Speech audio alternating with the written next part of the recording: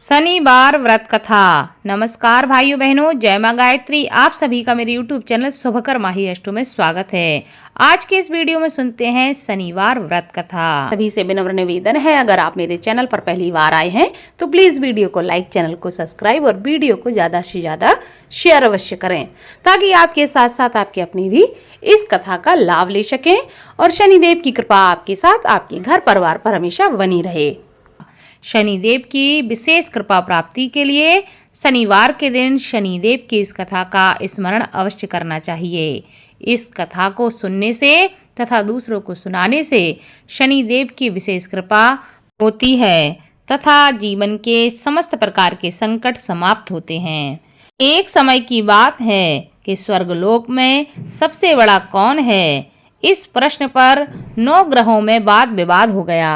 विवाद इतना ज्यादा बढ़ गया कि परस्पर भयंकर युद्ध की स्थिति बन गई।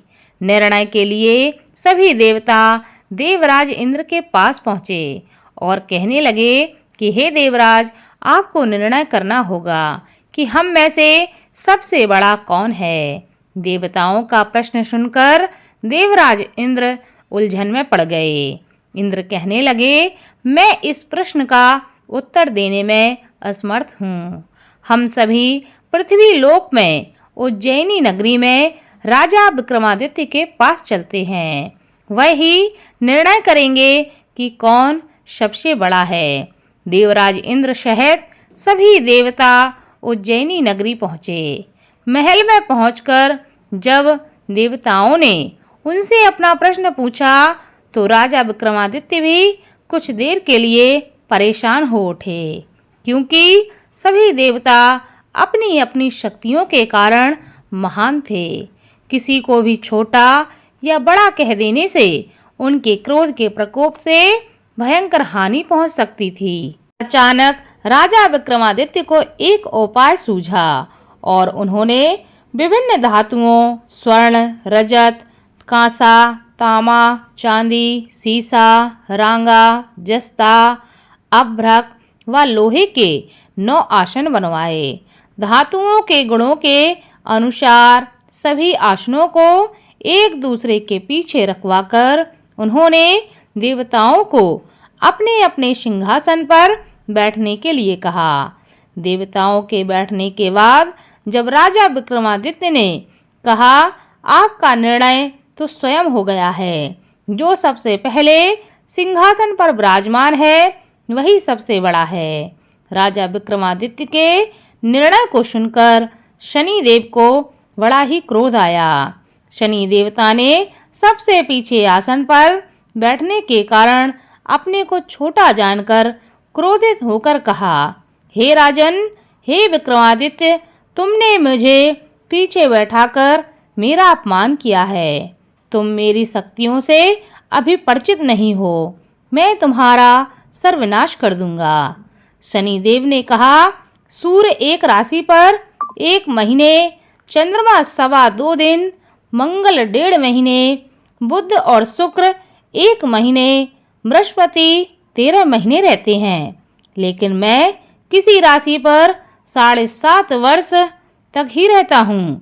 बड़े बड़े देवताओं को मैंने अपने प्रकोप से पीड़ित किया है। राम को 7.5 के कारण ही वन में जाकर रहना पड़ा और रावण को 7.5 के कारण ही युद्ध में मृत्यु का शिकार बनना पड़ा। राजा, अब तू भी मेरे प्रकोप से बच नहीं सकेगा। इसके बाद अन्य ग्रहों के देवता तो प्रसन्नता के साथ वहां से लौट गए, परंतु शनिदेव बड़े क्रोध के साथ वहां से विदा हुए। राजा विक्रमादित्य पहले की तरह ही न्याय करते रहे। उनके राज्य में सभी स्त्री पुरुष बहुत आनंद से जीवन यापन कर रहे थे। कुछ दिन ऐसे ही बीत गए। उधर शनि देवता अपने अपमान को अभी भी नहीं भूले थे। विक्रमादित्य से बदला लेने के लिए एक दिन शनिदेव ने घोड़े के व्यापारी का रूप धारण किया और बहुत से घोड़ों के साथ उज्जैनी नगरी पहुंच गए। राजा विक्रमादित्य ने राज्य में किसी घोड़े के व्यापारी के आने का समाचार सुना तो अपने अश्वपाल को कुछ घोड़े खरीदने के लिए भेज दिया। घोड़े बहुत ही कीमती थे। अश्वपाल ने जब वापस लौटकर इस संबंध में बताया तो राजा विक्रमादित्य ने स्वयं आकर एक सुंदर व शक्तिशाली घोड़े को पसंद किया। घोड़े की चाल देखने के लिए राजा उस घोड़े पर सवार होते हैं तो वह घोड़ा बिजली की गति से दौड़ पड़ा। तेजी से दौड़ता घोड़ा राजा को दूर एक जंगल में ले गया और फिर राजा को वहां गिराकर जंगल में कहीं गायब हो गया। राजा अपने नगर को लौटने के लिए जंगल में भटकने लगे, लेकिन उन्हें वहां से लौटने का कोई रास्ता नहीं मिला। राजा को भूख प्यास लग आई थी। बहुत घूमने पर उन्हें एक चरवाहा मिला। राजा ने उससे पानी मांगा। पानी पीकर राजा ने उस चरवाहे को अपनी अंगूठी दे दी।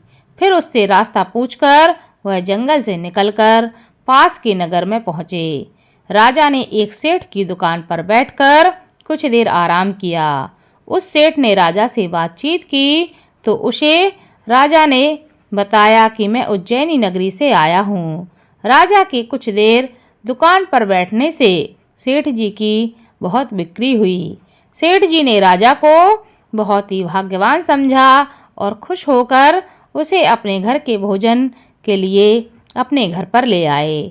सेठ के घर में सोने का एक हार खूंटी पर लटका हुआ था। राजा को उस कमरे में छोड़कर सेठ कुछ देर के लिए बाहर चला गया।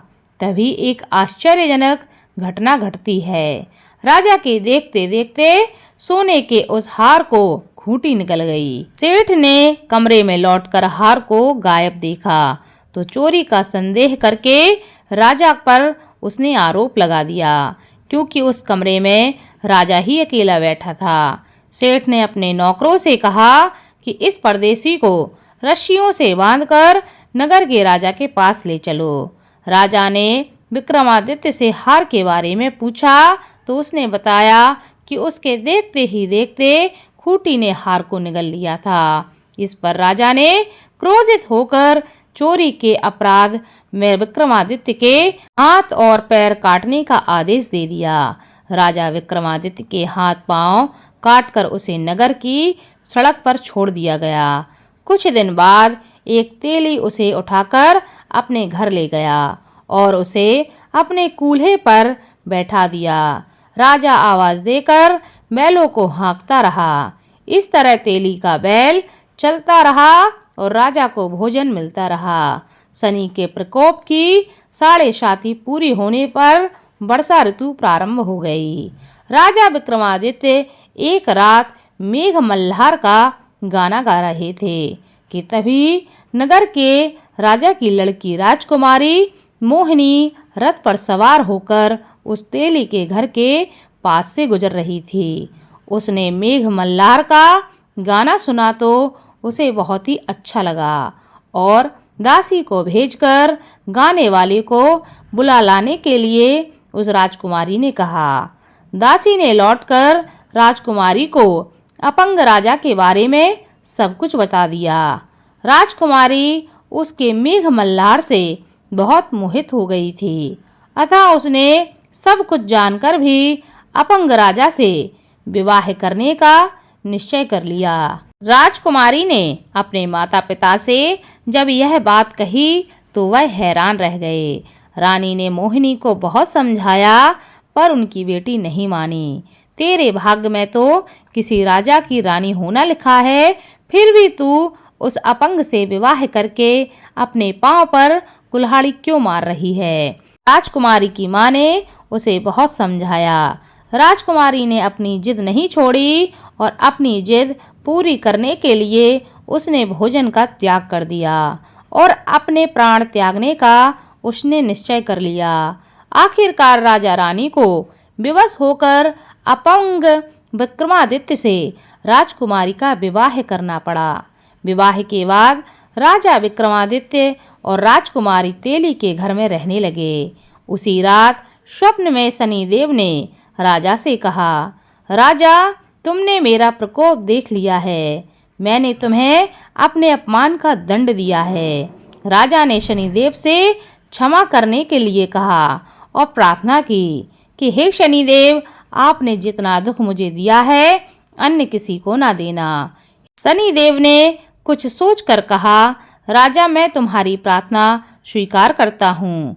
जो कोई स्त्री पुरुष मेरी पूजा करेगा, मेरी कथा का श्रवण करेगा, उस पर मेरा क्रोध कभी नहीं होगा। जो भी शनिवार को व्रत करेगा, मेरी कथा को सुनेगा, दूसरों को सुनाएगा, उस पर मेरी अनुकंपा सदा बनी रहेगी। प्रातःकाल राजा विक्रमादित्य की नींद खुली तो वह देखते हैं कि उनके हाथ पैर वापस आ गए हैं।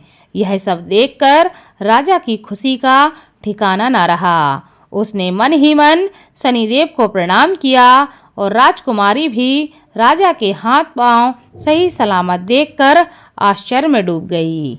तब राजा विक्रमादित्य ने अपना परिचय देते हुए शनिदेव के प्रकोप की सारी कथा रानी को सुनाई। सेठ को जब इस बात का पता चला तो वह दौड़ता हुआ तेली के घर पहुंचा और राजा के चरणों में गिरकर क्षमा मांगने लगा। राजा ने उसे क्षमा कर दिया, क्योंकि यह सब तो शनिदेव के प्रकोप के कारण हुआ था। सेठ राजा को अपने घर ले गया और उसे भोजन कराया। भोजन करते समय वहां एक आश्चर्यजनक घटना घटी। सबके देखते देखते उस खूंटी ने हार को उगल दिया। सेठ जी ने अपनी बेटी का विवाह भी राजा के साथ कर दिया और बहुत सी स्वर्ण आभूषण देकर, धन आदि देकर राजा को वहां से विदा कर दिया। राजा विक्रमादित्य राजकुमारी मोहिनी और सेठ की बेटी के साथ उज्जैनी नगरी वापस पहुंच गए। वहां के नगरवासियों को जैसे ही पता चला कि राजा वापस आ रहे हैं, सबने उनका स्वागत किया। अगले दिन राजा विक्रमादित्य ने पूरे राज्य में घोषणा कराई कि शनिदेव सब देवों में सर्वश्रेष्ठ हैं। प्रत्येक स्त्री पुरुष को शनिवार के दिन उनका व्रत करना चाहिए, उनकी इस कथा को अवश्य सुनना चाहिए। ऐसा करने से उनकी कृपा हमेशा बनी रहती है। राजा विक्रमादित्य की घोषणा से शनिदेव बहुत ही प्रसन्न हुए और शनिवार का व्रत करने और व्रत कथा सुनने के कारण सभी लोगों की मनोकामनाएं शनिदेव पूरी करने लगे। शनिदेव की अनुकंपा से सबके मनोरथ पूर्ण होने लगे। सभी लोग आनंद पूर्वक अपना जीवन यापन करने लगे। बोलो शनिदेव की जय।